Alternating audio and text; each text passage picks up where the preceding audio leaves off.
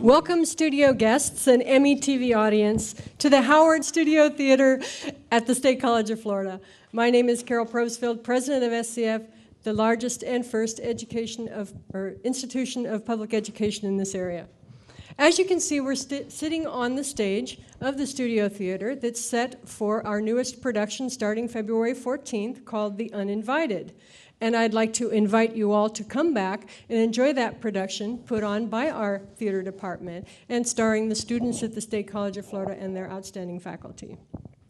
Thanks to our friend Chris Willey, editor and forum partner from the Bradenton Herald, and Charles Clapsaddle, our broadcast partner from METV.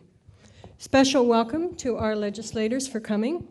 We are proud of our distinguished alumni, Senator Galvano and Representative Boyd, and we want to let you know that we thank you and we appreciate your interest in our institution and our students.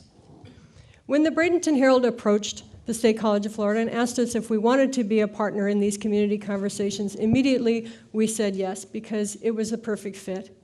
Traditionally, college campuses are a place where we can engage in intellectual discourse, have open, honest, and respectful conversations about meaningful and timely topics. We're very proud as an institution to be able to open up that tradition tonight in this evening's community conversations. Thank you, Chris, for giving us this opportunity. Thank you, Dr. Probstfeld, and thank you, legislators, for attending tonight. And I wanted to thank the audience here for quite a nice turnout. I also want to thank all the people who sent in questions. We had a wonderful response to that, and we're going to get to as many of those as we can. And we will cite who submitted those when they did include their name.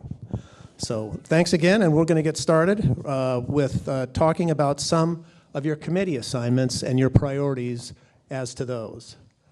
Senator Galvano, you first. Senator Galvano, you chair the Appropriations Subcommittee on Education, and also sit on the Education and Appropriation Committees. What are your priorities for K-12 education, education spending, and funding for the state's public universities and colleges?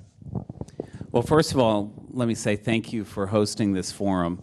I think it's a great idea. It's going to be good to have an interchange of ideas, and of course I am an alumni of then MCC, now State College of Florida, so I really appreciate that it's here on the campus, and thank you to the Bradenton Herald. Yes, I do chair the Senate's Subcommittee on Education Appropriations, and just as a footnote, I also serve on the Rules Committee, Full Appropriations, Health Appropriations, the Health Policy Committee, Education Policy Committee, Agriculture, and Regulated Industries. And so I'm very busy when we're up there during the committee weeks and spending a lot of time on a lot of different issues. With regard to the education budget going forward, let me start by saying the budget is even better than last year. And last year was one of the first budgets in a long time after an austere period where we saw some significant increases really across the board. The committee covers everything from pre-K all the way through K-12, state college system, and then the university system. Obviously, the biggest chunk of that is what we call the FEFP, or the Florida Education Finance Program, which covers kindergarten through 12th grade. Last year, we saw a $1.1 billion increase to this area of the budget. We will have another increase this year. I would not expect that it will be at that level. And some of you may recall last year we had the teacher raise initiative within that increase. Within the increase this year, I think you're going to see a real focus on technology in our schools. We really need to step it up and make sure that the young people learning in our school system are learning in the real world and learning in an environment that will be commensurate with what they go out into in the workplace. So both the policy committee and the funding committee is going to be focused on technology. From a college and university standpoint, look for more opportunity for fixed capital and maintenance dollars. This was an area that has suffered during the recession. Last year, even last year, we put general revenue into the budget to cover some of our fixed capital needs. There's going to be an emphasis in that regard. And we're also going to take a hard look at performance funding. You know, we're going to start really stepping up the raising the bar, stepping up the threshold for performance funding in our colleges and our universities, always with an eye towards making sure that the degrees result in meaningful careers and opportunities for the students. Representative Boyd, you chair the Government Operations Subcommittee, and you also sit on the State Affairs Committee. What challenges do you expect from those two posts and your other committee assignments? Thank you, Chris, and echo Senator Galvano's comments, Madam President. Chris, thank you very much for hosting this. And I guess being the oldest guy or person on the platform, I was here when the school was called MJC, Manatee Junior College. And I was talking with my legislative aide today, and I was talking about coming out here, and I said there are probably a few professors, if they were still around, that would say, he's what? He's a state rep now? No way. But I really enjoyed my time here, and it was a great foundation for furthering my education in Tallahassee at the great university in Florida, Florida State University. So enough of that. Chris, to your question, actually I just got moved about a month ago to chairman of State Affairs. So I was taken off of Governmental Ops subcommittee when I got moved up to State Affairs, which Governmental Ops, Ag and Natural Resources, and Ethics and Elections are all under State Affairs. So I'll be working in all those areas and with Government Ops, but a new chairman was appointed there, Frank Artelli's from Miami, and they'll be bringing their initiatives through that will ultimately get to State Affairs. The big issue, there are several big issues I think that we'll see this year in State Affairs. One of them is ag, in the ag arena will be water. I mean, you've read a lot, your paper's written a lot about it, others around the state with water having been an issue, will be an issue, and is so important for the future of Florida. That'll be a big issue that we'll be focusing on this year, and the Commissioner Putnam is working with his team on doing some things there to bring forward.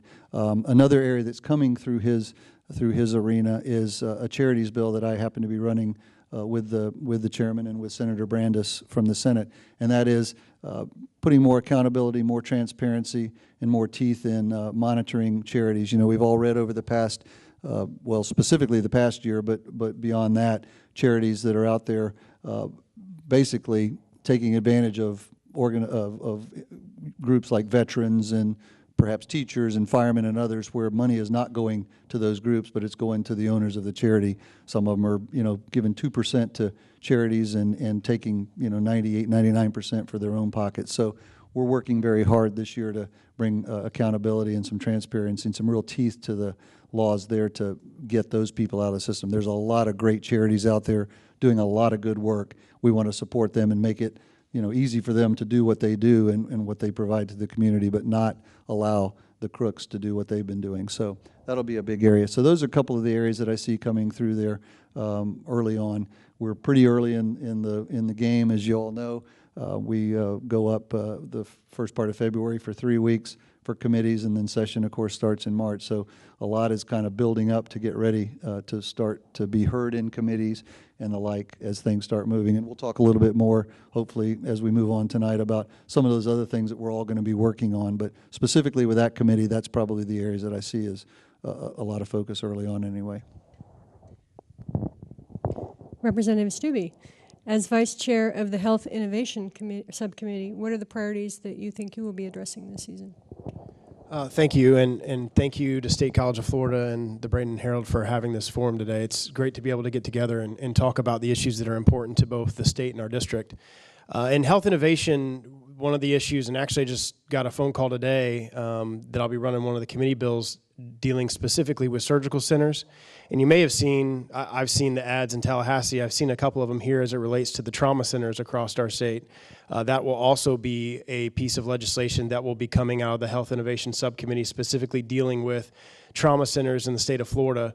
There was the day before Christmas Eve, the Shands, Tampa General, and another trauma center sued Blake and several other trauma centers that we have in the state of Florida. There's been a promulgation of a rule through the Department of Health, and they are going through a process to repromulgate a rule the lawsuit was based off the prior promulgation of that rule.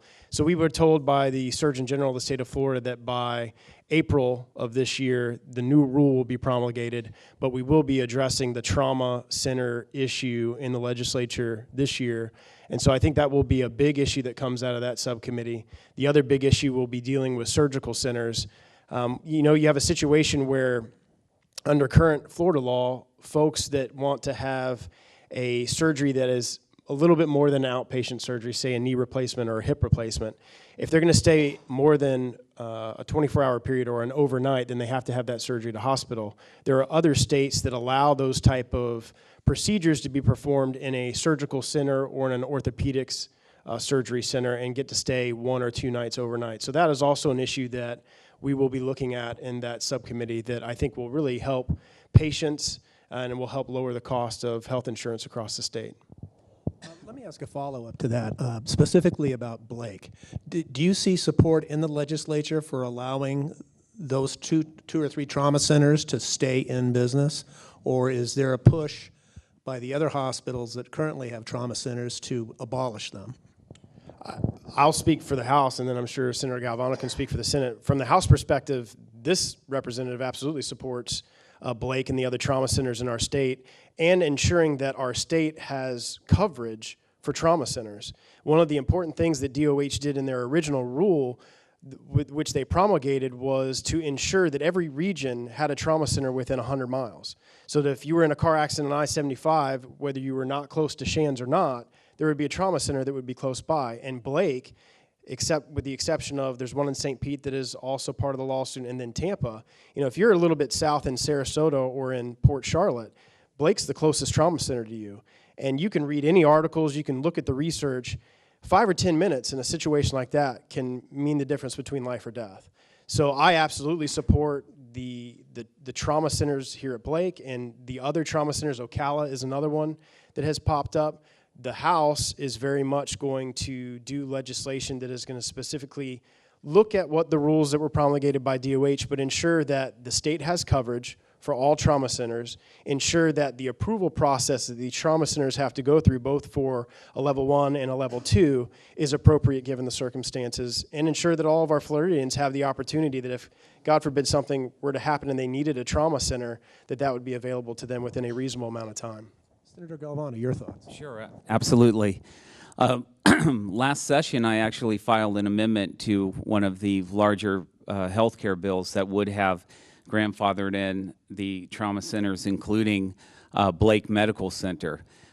That's my position. I think there's support for it in the Senate. The bottom line is the trauma center that we have in this area is fulfilling a real role and is fulfilling a need for the community and the surrounding area. And those that are opposing it, those that are suing, filing a motion and objecting, it's about market share. And that's wrong. And I think we need to recognize healthcare needs to come before market share. I'll just weigh in briefly on it as well. I share Representative Stubbe's position on certainly supporting what we have here. I think in the House there's a kind of at least in the majority anyway, the idea that let competition kind of reign, and given certainly standards and accountabilities and all of the approvals that are necessary for such high level of care, that's, you know, as that is a given, I think certainly the House position is going to be and will continue to be supporting those that are willing to step up in a community and offer that. It's very expensive. I'm sure at this point Blake is not making a lot of money off the proposition, but they're, if you talk to them, if you're out there, if you see some of the folks at the hospital, from the nurses to the maintenance security people on up to the administrator, there's a lot of activity. And as the Senator and Representative Stubbe said, there's a lot of sick people that are hurt and injured that are coming from way south of us as well, and they don't have time to get to Tampa or St. Pete. So I think that the House position is going to be pretty strong on that, I believe. Now we're going to turn to the community questions.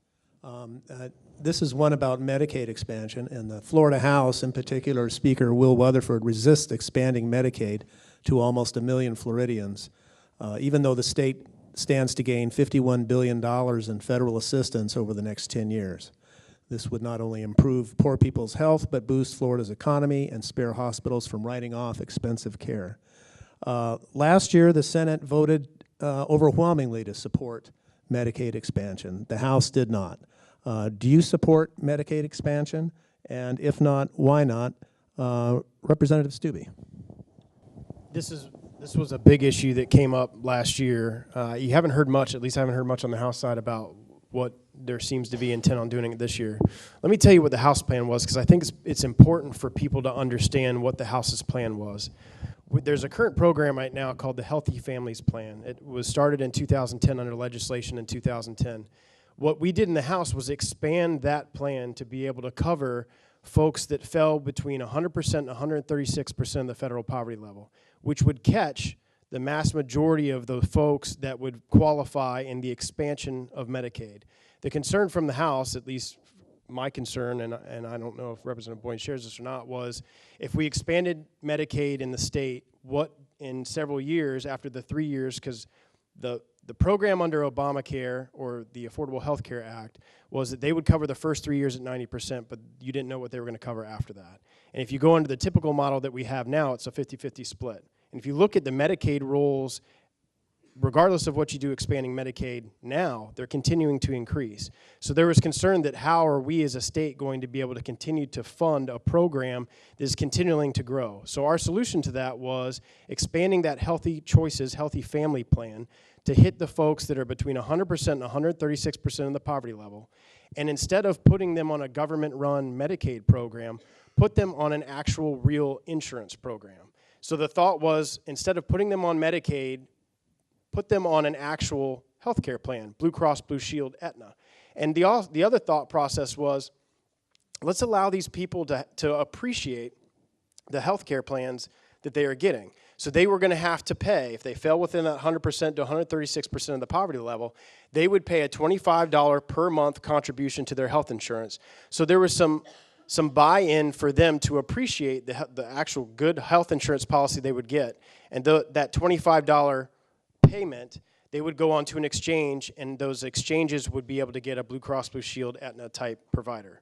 And that was the plan from the House. And our speaker was very adamant on, and his position has not changed as it relates to the expansion of Medicaid. So I don't think, unless the Senate is going to move towards the House's position on that, I can't see with the leadership, with Speaker Weatherford not moving on that position, there being much movement there. But I actually agree that the expansion of the healthy family plans and putting people on a real insurance program instead of expanding Medicaid would have been better for the state of Florida, which is why I supported the House plan. Senator Galvano, there was a senator who introduced legislation just this week to accept the $51 billion in federal Medicaid expansion. What are your thoughts on this issue? Well, first of all, both chambers have had committees on the issue to look and analyze the Affordable Care Act. And on the Senate side, we recognized that it was something that we needed to proceed with caution on. But at the same time, we recognize that Florida is a donor state, that when we talk about federal dollars coming to the state of Florida for health care and for Medicaid, they're not coming from Washington. These are our dollars that have gone up there, been trimmed, and then hopefully we get some back. And so we also utilized existing matrix within the Healthy Family Kid Care program, but we took advantage of the federal dollars that were available as opposed to the House plan, which was moving state dollars within the plan. And that's where the Senate was, and I believe that's where the Senate is. I don't see the Senate making a change in position to go to the House position. The chair of the committee, Senator Negron, someone who I've known for many years, very reasonable, cautious, fiscally conservative, put together a good plan, and that's why it was widely supported. And from just a pure Medicaid standpoint, it's been an issue I've been involved in for now 12 years almost, because in the House, healthcare was sort of my bailiwick, and I was there in the early days when we started to control cost through the Governor Bush pilot program, and then we have finally got, as a state, to where we're in a good position. We had our RFPs go out for managed care, and we're controlling the cost, and so we made our decisions against that backdrop. Representative Boyd. I think Representative Stubbe articulated the House plan very well, probably better than I could. The only thing I might add to that is, and I support that as well, the only thing I might add is in the numbers, you know, right now Medicaid is $25 billion or so of our state budget, projected in 5 years to go up another $5 billion on its own.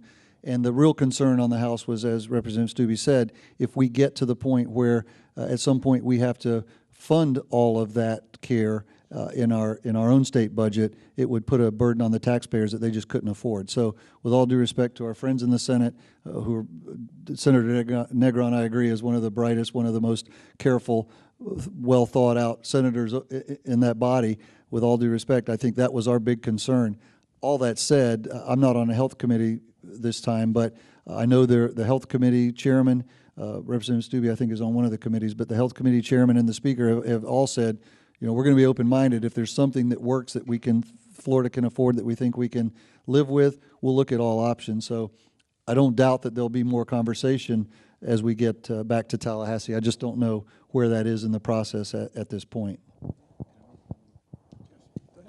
Just a follow-up comment. I think at the heart of the problem, and this is something that our federal partners need to address, is that the formula that is being used for states to receive the federal match on Medicaid is antiquated. And in the state of Florida, it's based on per capita income. And those of us who live here realize that we have such a diverse state. Now, there are pockets of very wealthy individuals, but we're not a state made up of all very wealthy individuals. And so it gets skewed. And we are putting money into the program at the federal level and getting a very low return when we have a serious need. And so hopefully our federal partners will take up that argument. It's a tough argument because there are a lot of states on the happy side of that inequity. This next question comes from Jessica Spencer of the Manatee County Substance Abuse Coalition. With the return on investment for the drug-free communities grantees across the state bringing prevention dollars totaling $2.25 million, they're wondering what assurances you can give that you'll continue to maintain funding for the Florida Youth Substance Abuse Survey. They both looked at me, so I guess I'll start. I support as much as we can to support our youth and to support our youth commissions. And I think it's, I personally donated to it years ago when we got it started in Manatee County. I think it was 3 or 4 years ago. So I think it's obviously very important to our community, and I think it's very important to our state. So I would obviously support continuing the funding that they're getting. And if we have the ability, I know it's going to be tight. I mean, we have a little bit more money this year, but if we do some of the tax cuts that the governor wants and that the legislature wants, there may not be as much to do some of the increase in budgets that we would like to do, but I would certainly like to see some increases to those budgets in the future. I concur. I think any dollar you spend on prevention, it just saves thousands later in our jail systems, our hospitals, law enforcement. So whatever we can do. But again, you know, the state of Florida, rightfully so, has to balance its budget. So you have to make decisions with every line item that's in the budget. The only thing I might add is, as I see Dr. Spencer sitting on the front row, thank you for the question, and thank you for what you do in the communities. I think we probably all have met with you and your students and the good you're doing. As the senator said, I mean, as we've talked about, there's a limited pot of dollars, but we all, I think, recognized where those dollars are well spent and the return on that investment. So we'll continue to advocate for the programs as hard as we can. At the end of the day, I think I'm not on an appropriations committee. Representative Stubbe is, so he might have a little more punch than I will, but we'll still continue to advocate for the good work that you're doing. This next question comes from Chuck Palmer. The abuse of illegal drugs with tragic consequences for individuals and families is rampant, but seldom emphasized in serious discussions about how to improve the quality of life in our society. What are your views on legalizing the sale and use of marijuana here in Florida, both medical and recreational? Representative Boyd. Thank you. That's certainly a topic that everybody's talking about and reading about and hearing about. I'm worried about where we are with that, frankly. I'm not a medical professional, and I'm not an expert on the subject. I have read a lot. Actually, Dr. Spencer has provided me with a lot of material as well. But there is a medicinal component, I realize, in the marijuana plant. I don't know that we're capable of capturing that and utilizing it yet. I am not for full-blown legalization of marijuana. I've seen the consequences in other states. I think we've all seen that. I'm worried the ballot initiative that's going on right now. I think, we're waiting on the Supreme Court, I think, and the legal experts are sitting beside me, but waiting on the Supreme Court to determine if the wording is appropriate. From what I've seen of the wording and my research on the wording, it's very misleading, and I think it opens the door for a lot that perhaps we don't want as a state. So I'm very worried about that. The part that really worries me about that is the polls show right now that if that gets on the ballot, 82% of Floridians will vote for it. So if it gets on, we'll have it. But they still have to collect a certain number of signatures by the 1st of February. They're very close, and then the Supreme Court has to rule. So in the big picture, in a very quick answer, or going around the bush here a little bit, but a quick answer is I don't support it in its current form. At some point, if there's a medicinal proposal that truly gets at medicinal purposes, taking care of those that need that type of treatment that we can prove is medically necessary, I think that's something we could consider. Senator Galvano. Yes. I also have concerns about the constitutional amendment and the way it's worded and what the ramifications of passing that language would be. And I'm also of the opinion that a lot of the genesis for that amendment was more politically driven than policy driven.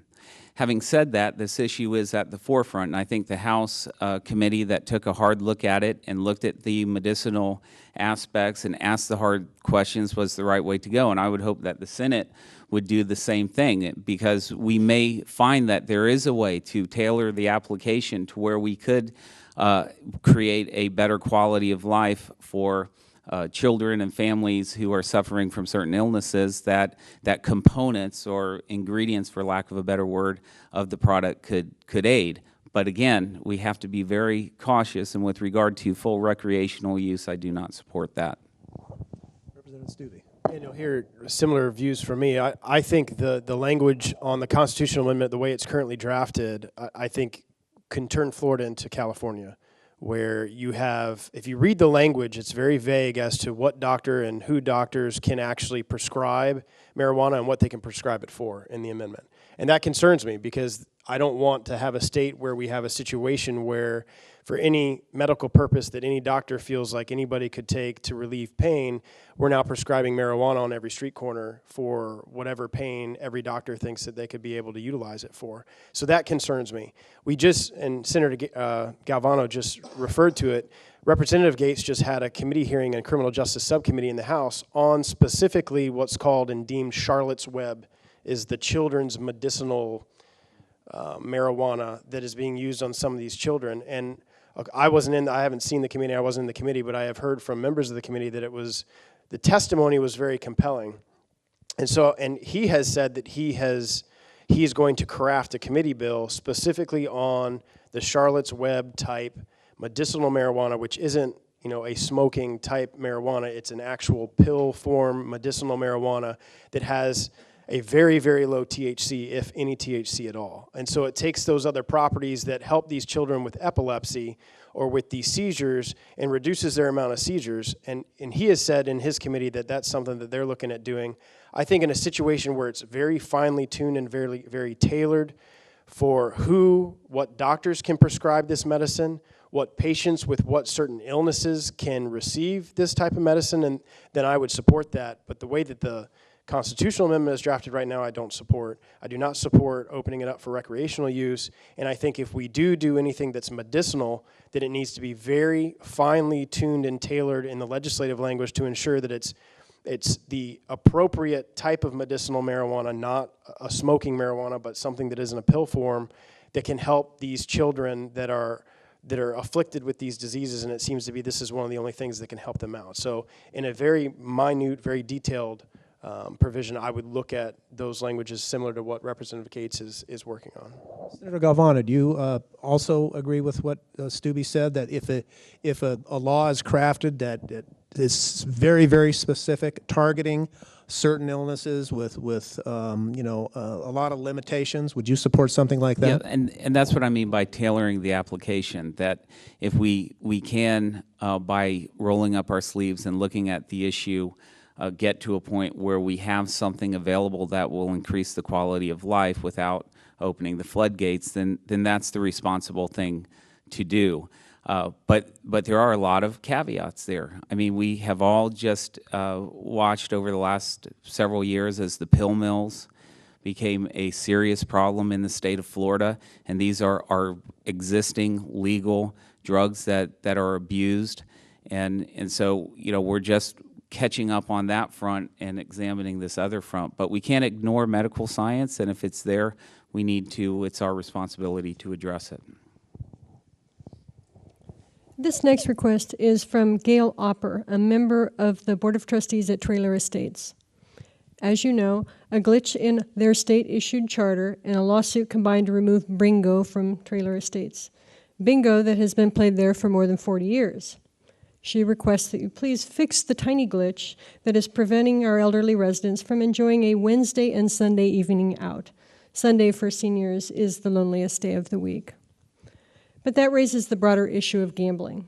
Senator Galvano, you're on the Senate Gaming Committee, and Representative Boyd, you're on the House Select Committee on Gaming. Last year, there was a lot of talk about opening Florida up to destination casinos. Where does that idea stand now, and what is your position on the expansion of gambling in the state? Well, first let me start by saying I'm aware of the issue that Gail has brought up, and my staff has been working with her on it. I think the issue precedes what was done last year in terms of a clarification. We had a piece of legislation that went through that didn't change policy, but clarified the legislative intent with regard to internet cafes and some of the arcades that were popping up everywhere in the state of Florida, and we've seen a lot of them in this community. With regard to the big picture gaming, we have a committee in the Senate that's looking at all aspects of it. We are timely looking at these issues because we have a compact with the Seminole Tribe of Florida, one component of which is banked card games. That's blackjack, baccarat, Kim and Defer, which I think only James Bond plays. But when the compact came together, in lieu of controversy, we gave a 5-year period for the tribe to operate these particular games in exchange for a minimum payment of $1 billion to the state of Florida. And that has to be revisited. If the legislature does not affirmatively act, then the cards will go away, and the tribe has agreed to a federal court injunction at that point. So with that as a backdrop, we're looking at all of the issues, and frankly, we're still workshopping it. I think there may be opportunity for changing the way we approach gaming in the state of Florida. I certainly think we need to clean up some of the statutes that we have. It's sort of a hodgepodge of statutes that have come, some by special interest, some by in order to fix a problem or close a loophole. But at the end of the day, there are a lot of competing interests. You have 8 casinos in South Florida that can offer presently Class 3 slot machines. And when we talk about expansion to resort destination levels, that's where the conversation always is, in those 2 counties, in Dade and Broward, where we have already had a referendum on that Vegas-style type of activity. North of Broward, the conversation tends to be about the pari-mutuels and what they can do to continue to compete. Most all of the pari-mutuels now have card rooms, with a few exceptions, is where they play poker and the other card games against each other, not against the house. But they don't have the machine gaming like they do in South Florida. And what we've seen in the actual pari-mutuel race, like the horse racing and the dog racing and highlight, that type of activity is waning. So we have to make a decision, and there are going to be be winners and losers. I'm open-minded about it, but I also realize that Florida is the #1 destination in the world, and we are beating Las Vegas every day of the week. We're beating them right now, we'll beat them tomorrow. So I don't look at expanding gaming as some sort of salvation for the state of Florida. But if there is an opportunity in relation to what we have with the Seminole Tribe and the authorization that's taken place, we'll look at that. And you'll start to see workshops, I think, a week from Monday in the Senate. On the House side, I would say very similar to Senator Galvano's comments, and actually I looked to him and have talked to him and will talk to him a lot about it because he's modest, but he very artfully and carefully and skillfully crafted the Seminole Pact that we're operating under now. So he has a depth of knowledge on the issue. We're workshopping it still in the House as well. You know, I don't have enough to tell you. I don't see full-on gaming coming. I don't think that's an option that's going to be on the table. There might be, at least what I'm hearing and sensing a little bit, maybe a little more parity. And as an example, there's and you're the expert, so correct me if I'm wrong here, but there's a horse race track in Miami that has slot machines. There's a horse race track in Tampa that's not allowed to have slot machines. So maybe there's some parity, you know, that can be had in some of those areas. But, you know, it's funny because you hear, you know, the folks in Miami will say, just leave it in Miami. We're good with destination there. Broward says, well, don't forget about us. And then, you know, you start to work your way up. And then the next county says, well, they got it. Why don't we have it? So, I mean, it's a very tough issue. But I agree with the senator's comments that Florida is beating everybody else right now in terms of tourism. We had 92, 93 million visitors last year. We're going to have probably 100 million this year. Our economy is starting to rebound, certainly. Our tourism and the economic development that comes from that, from all of the family-friendly operations that we have in Florida, are important to us and important to our guests and our visitors. So I don't think there'll be a full-out, you know, let's just let gambling come in, but I think there'll be maybe some cleanup and some, you know, planning for the future as to what might be an option that Florida might want down the road. Thank you. I don't sit on any of the gaming committees, but I will say this. I would like to see a comprehensive reform where we address all of the issues in the state of Florida.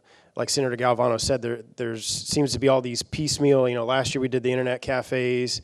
We have the Seminole Tribe Compact coming back up. I would like to see an all across the board reform and have an actual policy in the state of Florida as it relates to gaming and all the aspects of gaming, so that our citizens and the people that are operating businesses in that world know what the policy of the state of Florida is. So my position is I would like to see some overall state policy on this issue, and look forward to seeing what type of product comes out of these two, both the Senate and the House Gaming Committee. This next question is from Arlene Flisick, and it concerns the Manatee County debate recently over the development of Long Bar Point. This brings up a question that Florida has had a history whereby powerful interests who happen to be aggrieved by some local decision go to the state for support. For example, legislating that local standards can't be stricter than the state's. Please share your position on state versus local rights and home rule. Mr. Galvano. Sure, absolutely. I believe and have believed that government closest to the people is the best form of government. And we see examples of this on many levels, and it's probably a segue into the rental issue that we're grappling with right now in Tallahassee to try to find that balance. But to the extent that we can have local control, I think that's where it needs to be. I do have a bill that has been filed with regard to developments of regional impact, and that bill would increase local control on what are now vetted by the state developments based on lowering some of the thresholds. Because I've seen through the years in both my private life and public life the skills and the sophistication of our local governments has continued to grow. And in Manatee County, for example, they do a phenomenal job. I would trust our Manatee County commissioners and staff over the state on many instances. So if we can promote local control, we will. Thank you. I too advocate local control. I see some of our friends from the county here, so they might argue with you a little bit on that, but to the extent local officials can handle, I think that's where it's best served. And occasionally there's an issue that overlaps communities, that overlaps counties, that is a broader issue that maybe, become more statewide. I think that's when state government can and perhaps should be involved, but as much local authority as we can push back to the communities, I think that's why our friends in the county commissions and the city commissions get elected. They're accountable to the voters just like we are, and they live and work in those communities every day. I know there has been, when we were elected, Representative Stubbe and I in 2010, there was an effort at the state level to break down some of those silos that take authority away from local governments, and specifically in terms of some the development issues. So I would continue to support that. I think those issues are best handled here. If there needs to be an arbiter or something in the big picture, perhaps that's an issue or an option, but locally what can be done in terms of zoning and most every other effort of government, I think, is best handled locally. Yeah, I would echo most of the comments here. I come from the philosophical standpoint where I don't think the federal government should be telling the states what we need to do on every issue that we have. So I don't think the states should be telling local governments and local school boards and local county commissions what they should be doing on every issue. There are some issues that are of a statewide policy, and the best example that comes to mind is firearms. We have preempted firearms regulation in the state of Florida because you don't want to drive through Manatee County and drive through Anna Maria, and for every place you drive through, there's a different regulation on firearms, there's a different regulation on concealed carry permits, so there has to be some fluidity on some issues that are of a statewide impact, because you don't want to have to, if I go across Sarasota County to Manatee County or I go through each city, there's a different regulation for every issue. So there are some issues that obviously the state, just like, and there's some issues that the federal government will preempt on. But I think as much as we can, we need to give both our local school boards, our local county commissions, and our local cities the ability to regulate within their cities and counties the way they feel needs to be regulated. Those people were elected by those people of that municipality or that county to make those decisions, so I think they ought to be able to have the ability to do that. I have a follow-up question. You raised the issue of vacation rentals, and that's been a big bone of contention out at Anna Maria Island with the municipalities that are dealing with an explosion of giant hotel homes in residential areas. Do you see the legislature tweaking that law and giving a little more local control back, or is that just going to be the status quo moving forward? In the Senate, Senator Thrasher from the Jacksonville area has filed a bill that would repeal the amendment that went into the bill that took away the authority at the local level to have a time restriction. And so the issue is in play in the Senate. I'm not sure in the House, and perhaps one of these gentlemen could address it. I know it's something that we need to look at.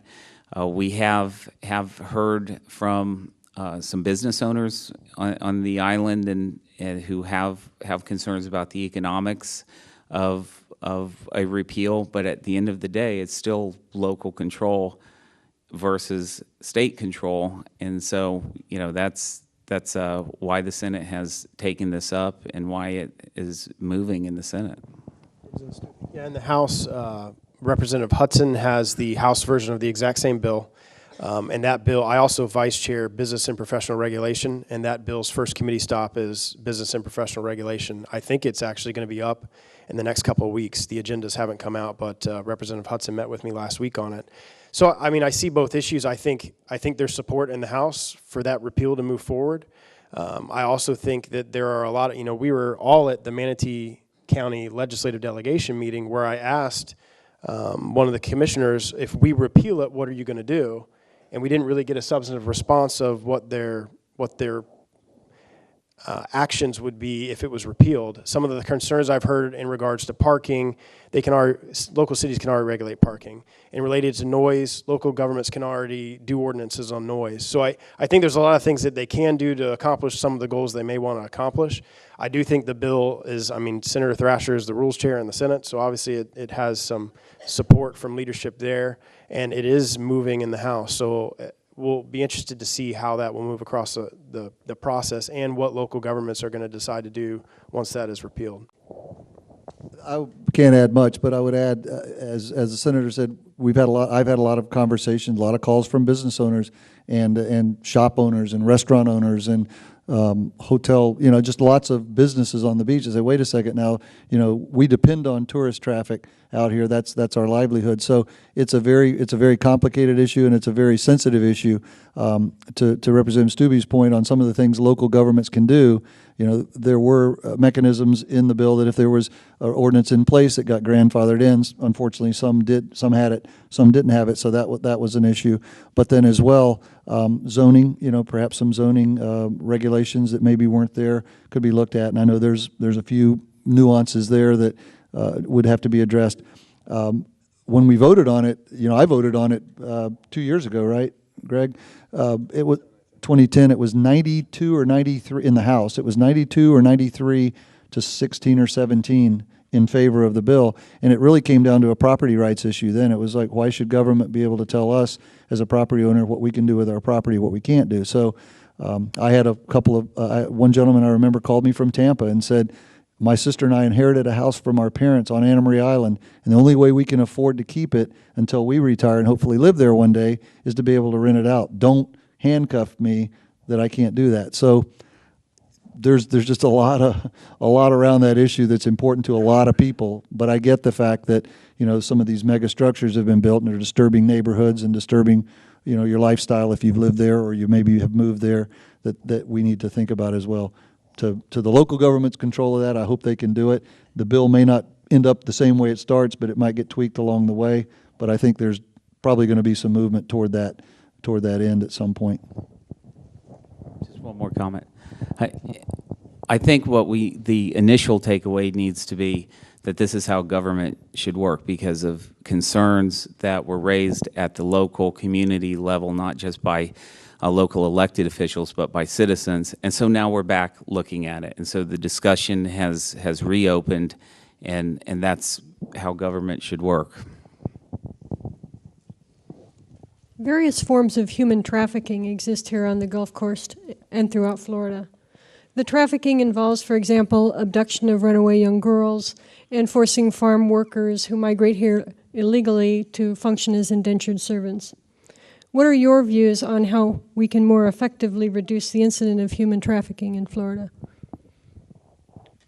Well, I can start with an easy answer is to make sure we're providing sufficient financial support for the enforcement agencies. I know this is not a new issue for us. When I was in the House, we had human trafficking legislation, and it's an issue that's been chipped away at. But I really give a lot of respect and kudos to our Attorney General, Pam Bondi. She has made this a top issue for the state of Florida. She has recognized unabashedly that we are behind a lot of states, or we rank higher in terms of incidents. And so I'm going to follow her lead, and to the extent that we as a legislature can tweak the law or provide funding for her efforts, that's where I am. I think we had I believe there was a bill last year that we passed as it relates specifically to that. Representative Young was the sponsor, and Attorney General Bondi was at every committee in regards to supporting the bill, and in hopes that it would help curb those issues as much as possible. So personally, I think we should do anything within the power of the legislature to ensure that this doesn't occur in the state of Florida, and if it does occur, these individuals are prosecuted to the fullest extent possible. And if we need to raise the sentences, if we need to make the punishment more severe, then I think we should do that. I would just agree with these two guys. General Bondi's done a phenomenal job in tackling the issue. I think we need to raise visibility in our communities as well, because a lot of people don't realize the problem that it is, and it is a big problem. It's happening all around us every day, and I think to the extent we can raise that visibility, community residents, folks, members learn a little more about it and can be supportive and alert police and other agencies when they know things are happening. I think that's important. But to the extent we can fund it and then pass legislation that supports the efforts that the Attorney General is pursuing, I certainly would be 100% in favor of that. This next question comes from Craig Triguero. Would you support legislation whereby Florida would call for a U.S. Constitutional Convention of the states to vote on potential amendments to the Constitution that would include a balanced budget amendment, House and Senate term limits, and Congress shall pass no act from which it excludes itself. Representative Stubbe. Dr. T and his good questions. Yeah, I would absolutely support a bill to do that. I think those issues are very relevant to the discussions over the last few years when both Representative Boyd and I got elected in 2010. States' rights and the ability for the states to be involved in making our own policy and not it being dictated by the federal government was a big issue, and I think it continues to be a big issue. It's kind of dialed down some than it has since 2010, but I would absolutely vote for that. I would support that as well. As Representative Stubbe said, Senator Galvano probably knows better than we how often this happens, but since we've been there, every year members will file memorials that insist, you know, if you will, Congress balance their budget, and those types of things happen, and we all we don't laugh because we take them very seriously, but we figure that when they get to Washington, they probably just get wadded up and filed or thrown away. So something that has teeth in it that we could you know, bring some accountability to our federal friends, I think I would certainly support. Well, I'm sorry. I'd like to add something to that too. In the state legislature, whatever bills that we pass and laws that we pass as it relates to state employees affect us as well. So when we voted to the 3% contribution to the state pension system, that came out of all of our checks as well. On all of the issues that we vote on in the state, we have to abide by it as state legislature. It's a little different for the federal government. So I would say in the state of Florida, you have a state that balances its budget every year, and you have a state whose legislators, I mean, we make $28,000 a year to do the job that we do, and we have to abide by all the policies and rules that all the rest of the employees of the state have to abide by. So I just wanted to add that in there, because I think it's important to know that your legislator and your state legislators are very committed to the state of Florida and want to make sure that the state of Florida is successful. Yeah, absolutely. What I would add to that is because we had a balanced budget requirement in the state of Florida, we were able to make it through the hard times. And it's not easy because when you realize there is a finite number of dollars, you have to make the tough decisions, and you have to be able to tell people no, and you have to, on many occasions, accept the ire of the people you have said no to. But at the end of the day, you pull out, and that's why you see the state of Florida improving. That's why you see funding going up. That's why we have articles in the Braden Herald like we did today about foreclosures leveling off. And at the federal level, that just doesn't exist. I mean, there's in the brilliance of the Constitution, that's the one thing that is missing is a requirement to balance the budget. And maybe at the time it was just absurd that you wouldn't do such a thing. But I always say it reminds me of this old movie called The Tuttles of Tahiti. And this was a family that came into some money and they spent it all. And their banker said, "You're broke." And they said, "How could we be broke? We still have more checks left." And sometimes I think Congress addresses it that way. The only thing I would caution is when you look at term limits, to be very, very cautious about it, because I think we've experienced impacts of term limits, and I would venture to say,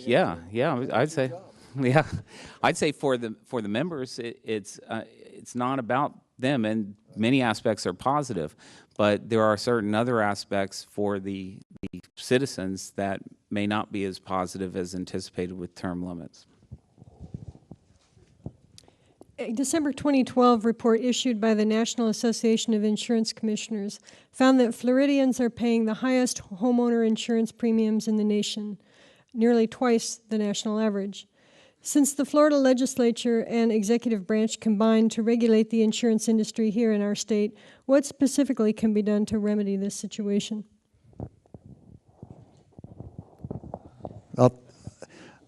Thank you for that question. And let me, that's a great segue into something I wanted to say, and it'll apply to insurance. So let me be very brief. In 2011, in the House and the Senate, and the governor signed, we passed an Automobile Insurance Reform Act, and the study just came out yesterday, and I'm very pleased. It was a bill that I sponsored, so I'm a little extra pleased about it, but I'm very pleased that we're accomplishing the results that we set out to accomplish, and that was lowering personal injury protection portion of your automobile insurance premium. Now, in Manatee County, that's not a huge number because our personal injury protection the premium dollars for that weren't that high to begin with. But it's overall, it's been about 13.2% on 20 companies that have reported so far. Other companies are reporting, and the goal was 25%. So that's helping folks in our community, and it's also going to help in Tampa, for instance, as the example I used, a single mom that was paying, in some cases, $2,000, $3,000 for personal injury protection because that's all she could afford to get, that we required her to carry by state law to get her kids to school and maybe to the 2 or 3 jobs that she had. 13, 15, 20% of $2,000 is a lot of money. So we're glad that that's happening there. In terms of the property insurance, most recently, even the CFO Atwater has called for studies to be done on homeowners premiums and the things that we've done and why are prior premiums not coming down, the things that we've enacted over the past 3 years, why aren't premiums coming down? House Bill 408 that we passed 2 years ago has lowered premiums in some areas. That doesn't mean everybody's homeowners premium went down, and actually mine didn't either, but there are mechanisms in place to start to lower premiums. That takes a little bit of time, and I'm frustrated as others are that it's not happening faster than it does, but there are mechanisms in place that, first of all, the rates have to be filed and approved by the state insurance commissioner, which is under CFO Atwater. Once that's done, then they're free to use them for a year until the accounting has to be done again to justify the rate. But reinsurance premiums are coming down, which should lower the cost of insurance in Florida, and there's more availability to reinsurance, which should lower the cost of property insurance. And then some of the mechanisms, as in the 408 bill, that has some specifics in there that will lower premiums. That's starting to happen. It's not great yet. It's not something that we can all beat our chest and say we did good on, but that's starting to happen. But it's going to take a little time. But I think there's pressure. I know there's pressure from the CFO on insurance companies to really tighten their belts and figure out why these numbers aren't coming down faster than we would like them to. And I think there'll be some accounting of that here in the near future as well. I think a big aspect of insurance we need to deal with, in addition to what Representative Boyd has said, is the flood insurance. And the issue that we have just recently encountered with regard to the funding at the federal level that has resulted in unbearable, frankly, premiums here in Manatee County and all throughout Florida along the coastlines. And we are in the Senate. Senator Brandis has a bill that I have co-introduced that has the goal of bringing more market participants into the flood insurance arena with the same definitions that are used at the federal level. And that's a fancy way of saying creating more competition so that we can start to address this issue. I was hopeful that we'd get more out of Washington on it, because I mean, I saw where a family had a $40,000 increase. I mean, that's just right when we're coming out of the difficult economic period that we've been in. We can't sustain this type of hit, especially in the coastal communities like we have. So hopefully this bill will help, and we'll be able to get it through the legislature.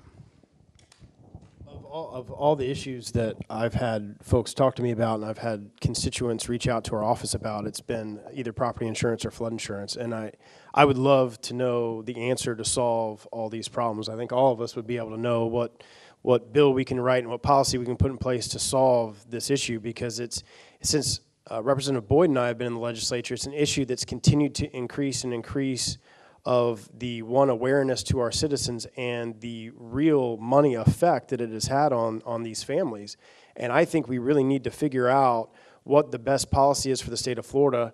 And as it relates to the flood insurance and being involved in this federal program, if we need to get out of this federal program, then we need to get out of this federal program. The way it's been described to me is Florida pays 85% of the premiums to the whole rest of the country. So that doesn't seem to make a whole hell of a lot of sense to me as it relates to our citizens and keeping our flood insurance down. So I actually was going to file several property insurance bills this year, and I was given the assurances that Chair Nelson, who chairs insurance and banking, was going to be doing committee bills in the House as it directly related to property insurance. And now as this flood insurance issue has arisen, no pun intended, and I really hope that the legislature can really do something significant this year as it relates to it.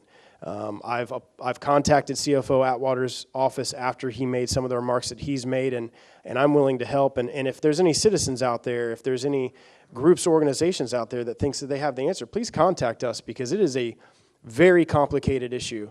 I'm an attorney, but I'm not in the insurance world. Representative Boyd is, but trying to wrap your head around all of the moving parts as it relates to property insurance, casualty insurance, flood insurance is a difficult thing to deal with.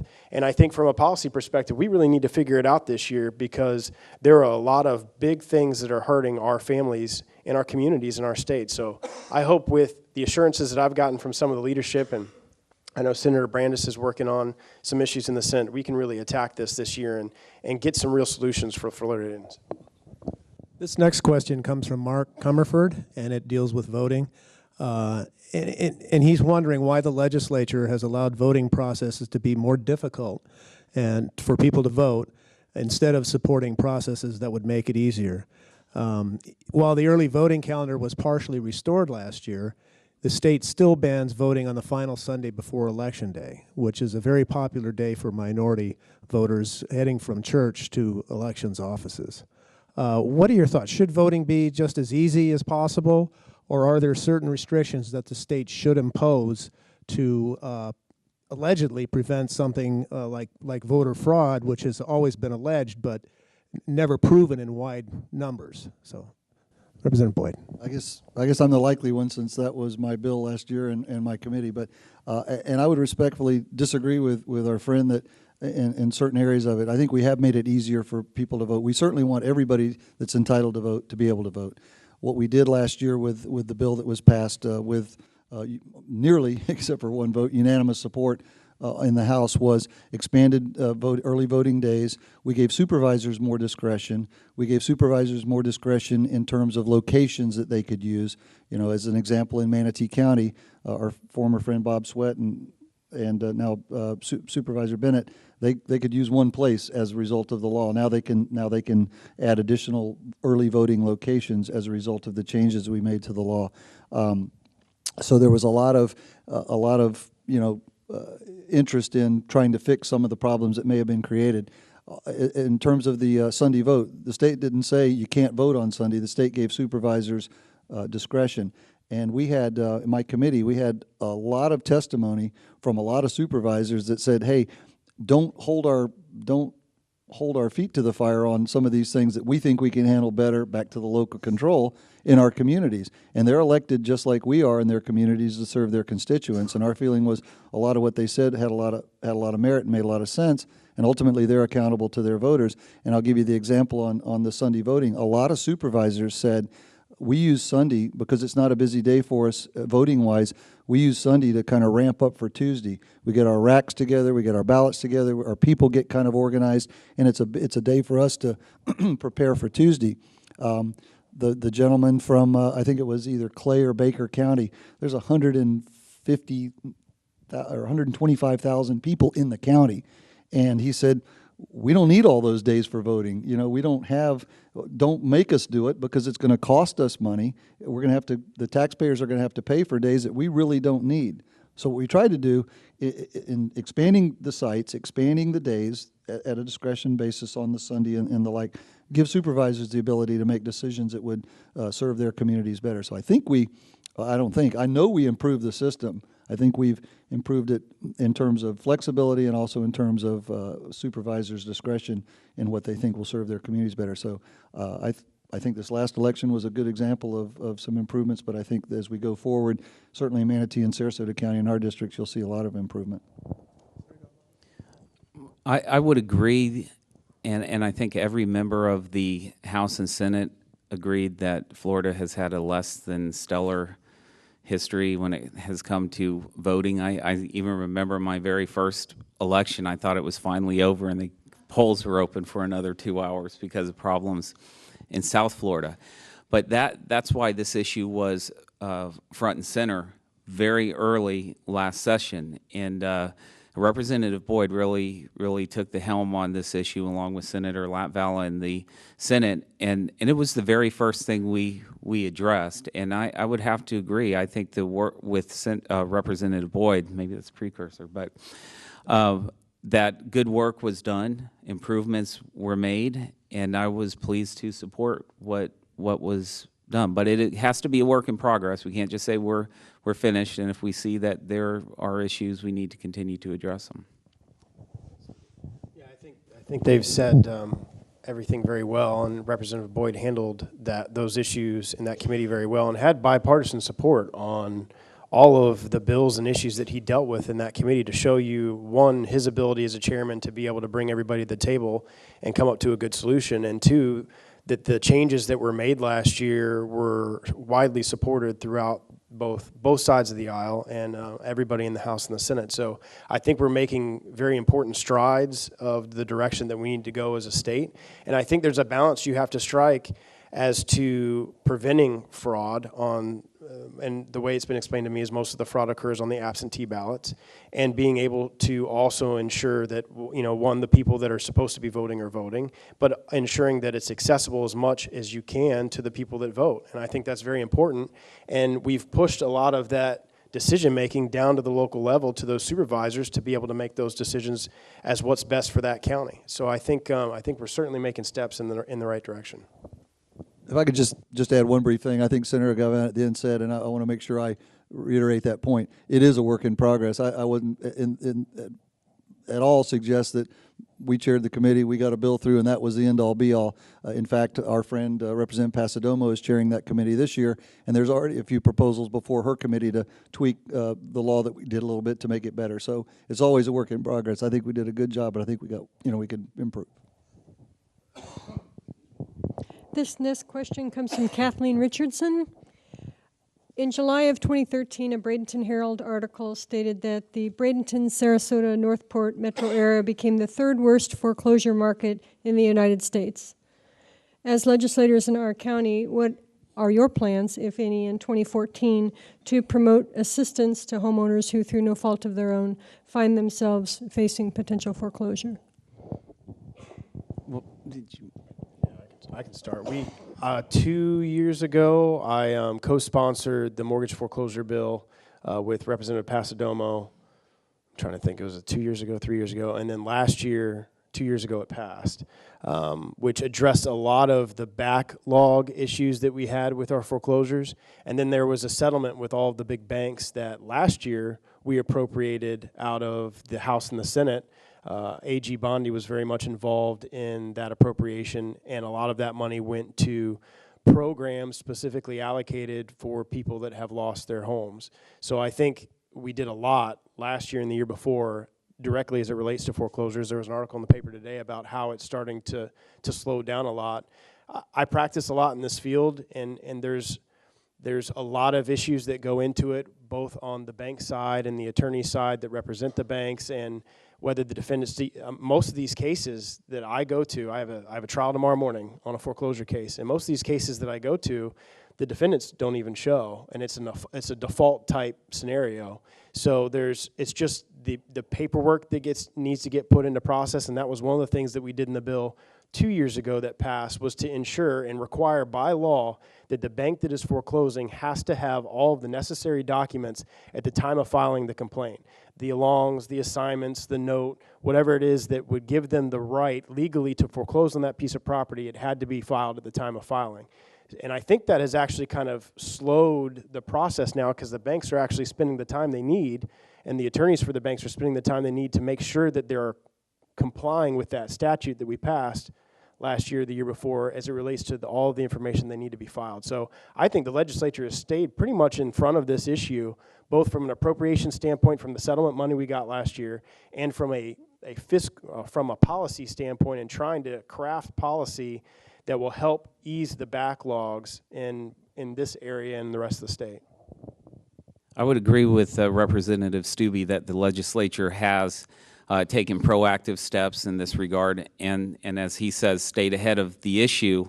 And I've seen it too. I've watched as some of these, what I call mill firms, that they'd send one lawyer in with literally banker's boxes full of foreclosures. I've watched the judges check that type of process and make sure that the homeowner is being afforded every opportunity to be heard, and that the burdens of proof are being being met, and that in and of itself has a tremendous effect. Again, it was mentioned twice now, the foreclosures seem to be stabilizing. I think the lead-in was that they're more expensive now to scoop up.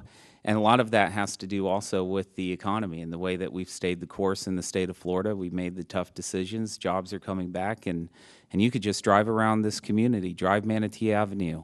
I'm watching new buildings and new businesses open when just a few years ago I was watching them close. I really don't think I can add anything other than the part about the economy, and we are encouraged by all that we see there. I read an article yesterday where one of our colleagues said the state bird is back, the construction crane. So that was kind of a funny way to say it, but kind of encouraging. So I think these two guys kind of outlined that issue very well. One of our final questions, I'd like you, we've talked about Medicaid, expanding Medicaid, and I'd like to return to the health care issue.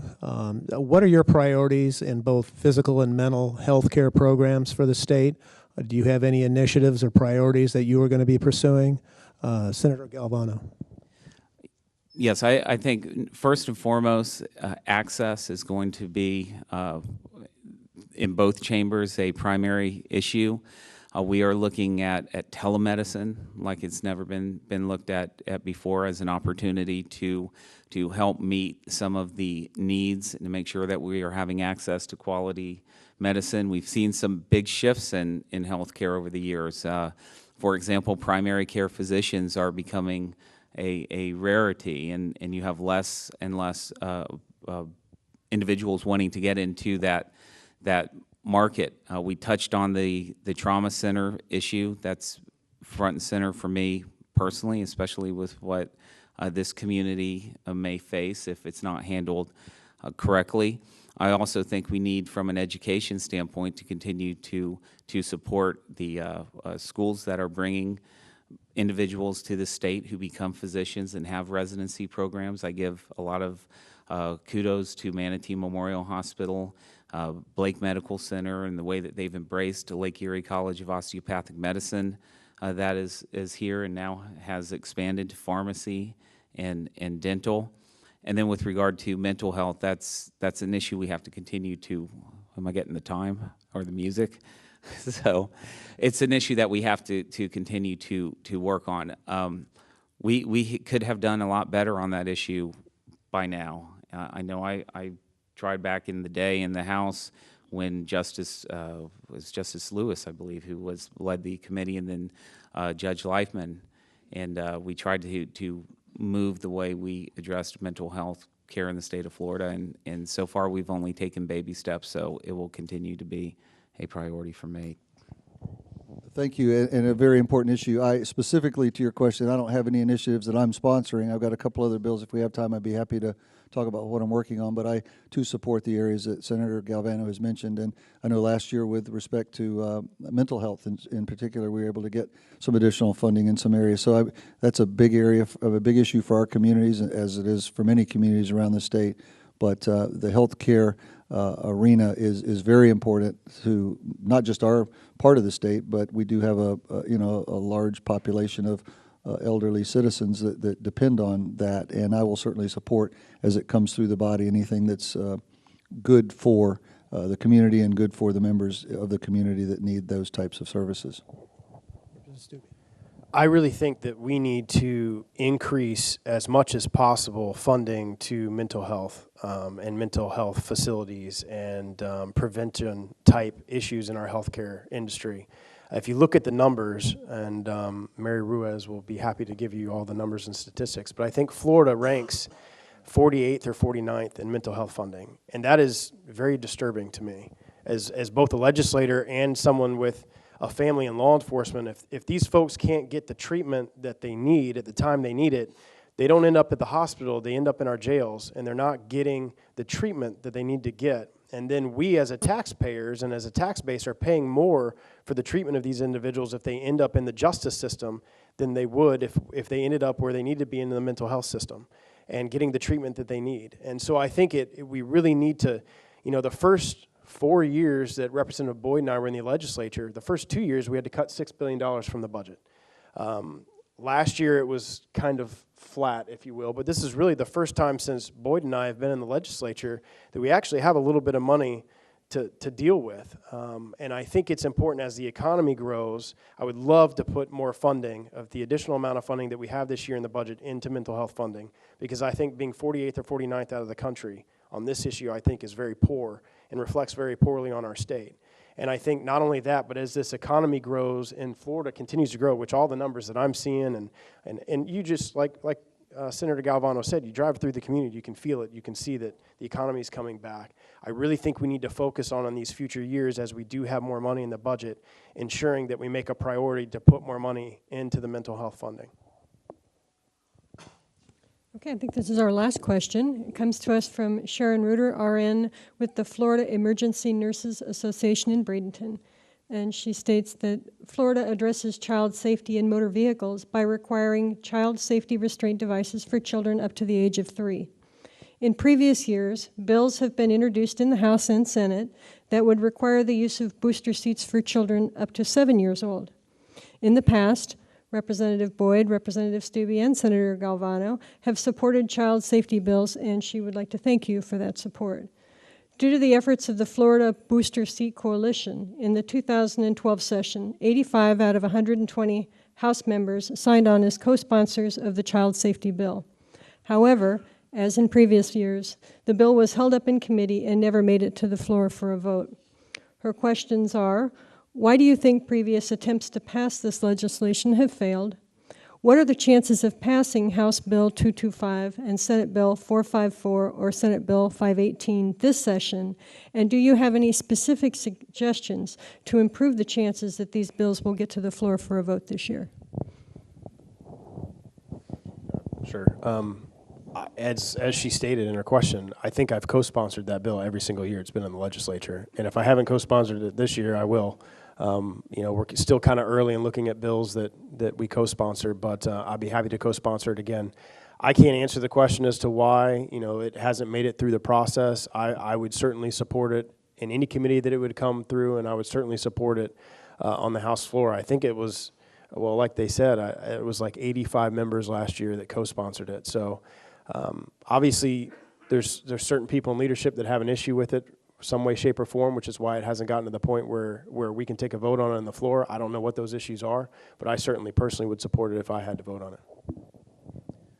I think that government's role was best described by Abraham Lincoln when he said the role of government is to do for those who can't do for themselves or do well for themselves. And when you look at that simple formula, children certainly fall into that category, in my opinion, as do the disabled, mentally ill, elderly people who may need some assistance. And, you know, if the statistics, as they do, show that this type of additional requirement is going to save lives of young people, then it is something that we should pursue.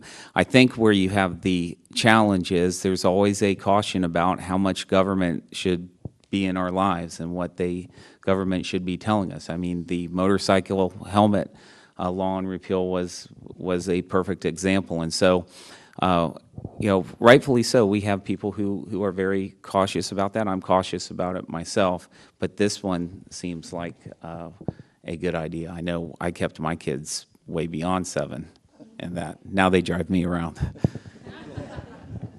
I would just add to simply say I support it before and I'd certainly support it again. Unfortunately, in this process, to her question, why didn't it get through, as Representative Stubbe said, things happen sometimes, or maybe an amendment got put on along the way that wasn't, you know, consistent with the sponsor's true intent of the bill. I mean, there are lots of things can happen, but I agree. If we can help protect those that really can't protect themselves, certainly I think that's what our role is, and I'll continue to support that. Any advice you might give to this questioner about what she might do or what they can do to help this get to the floor for a vote? These guys will probably share this same comment, but they're a very well-respected organization. The emergency room nurses obviously have a lot of credibility, they have a lot of knowledge. To the extent they can lobby the committee members, you know, the Speaker's office, the President's office, on down to the committee chairman and the members on the committee to support good legislation, that always helps. And it certainly helps when people from our community are up telling us what's important to them. And I would say I would say be patient. I mean, the system was designed to vet through issues. If you look at the percentage of bills that actually pass versus what is filed, you'll realize that it is a small minority of bills that actually get through the process, including getting past the governor. So a good idea, just because it doesn't go through the first time, the second time, third time, sometimes even the fourth or fifth time, doesn't mean it's not something that needs to be pursued, but it needs to be, the proponents need to be patient and to keep up the fight. I would echo the same comments. It's very important to, and I would say this about every issue, don't hesitate to contact your local legislator, senator, and representative on any issue that you feel is important. Because I spoke to another group today. If you don't come and talk to me about what the issue is, if I'm not in that profession or in that field, I'm not going to know that that's an issue that needs to be addressed. So I would encourage everybody that has issues that they think are important to the state and this community to contact their legislators and make sure that they know that it's an important issue. And the more awareness that they get, you'll be able to move it through the process. It is very easy for legislation to die in this process, as Senator Galvano alluded to. It is very difficult for legislation to move through the process. If any committee chairman along the way doesn't want to hear that bill dies on both sides of the aisle. It could die in the House. I had 2 bills last year that made it all the way through the House unanimously and died in the Senate, and I'm sure there's bills in the Senate that go all the way through the Senate and then die in the House. So the process was put in place to make it challenging for us to get laws on the books. So I would tell her to keep up the fight, and I'm sure probably this year or the year after she'll be successful. Gentlemen, we're running out of time, and I wanted to give you the opportunity to make any kind of statement that you wanted to, addressing issues that are important to you on any topic. So please do, Senator Galvano. Well, again, thank you for having us. This is great. We need to do more of it, and I appreciate METV being here to capture our articulate answers. But you know, again, it's about making sure we are being fiscally responsible for the citizens of Florida and making sure that what we do renders real results, especially in the realm of education. That's where I'm spending most of my time these days as chair of this subcommittee on appropriations of education. But I do have some individual bills in that regard too, and one that I think will be important for Floridians is to restructure the prepaid tuition plans that we have, because currently these plans that were intended to help families get ahead of the curve and save dollars and be able to afford college and university for their children, that idea has gone away with the way the payments have increased. And so with what we have proposed, we're looking at hopefully a $50 million reduction in existing contracts. So parents, cross your fingers, hopefully that's coming. I also just wanted to touch on briefly, and then I'll close. Another issue that's very important to the state of Florida is agriculture.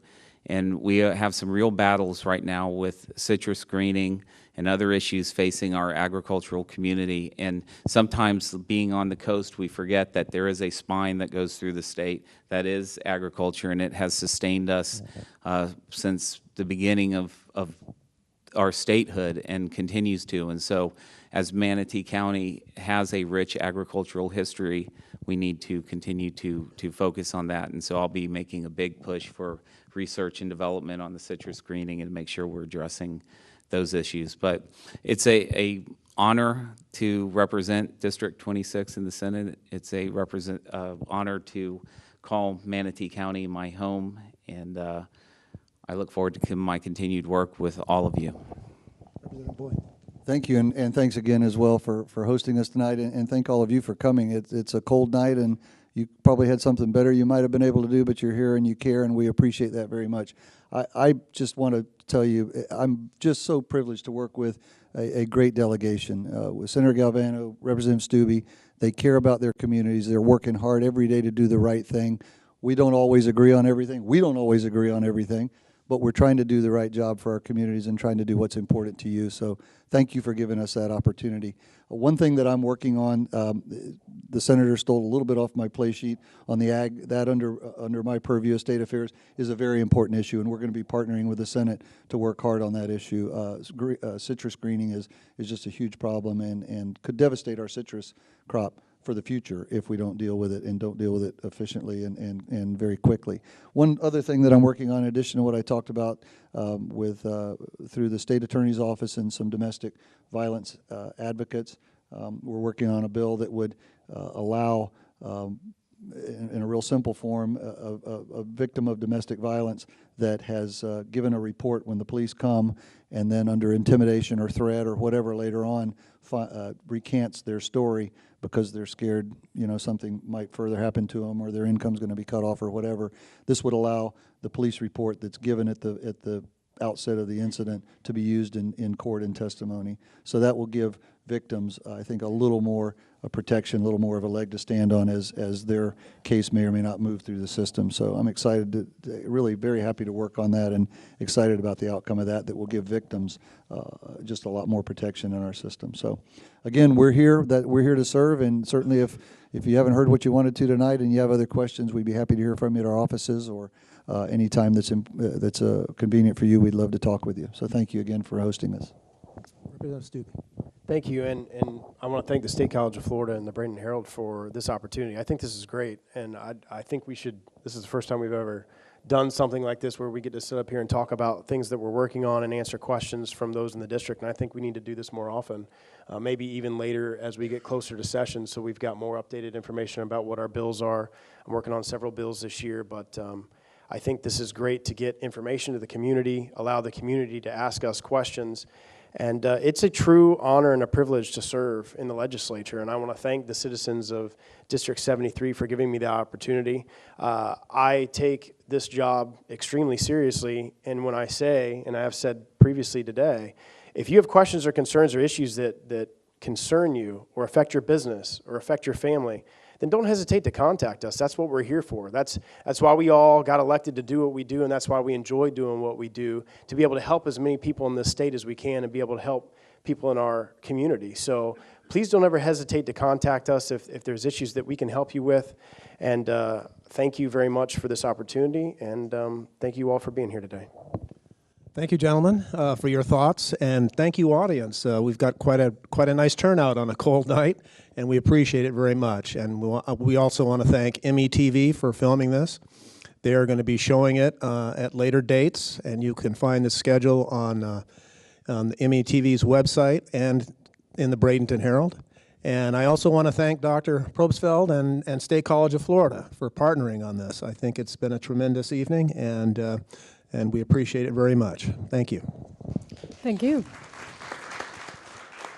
On behalf of the State College of Florida, we'd like to thank our special guest for your service and for being here this evening, for our partners, the Bradenton Herald and METV, but most importantly to our studio audience and the audience watching us on METV. Thank you for joining us, and we look forward to seeing you at our next community conversation.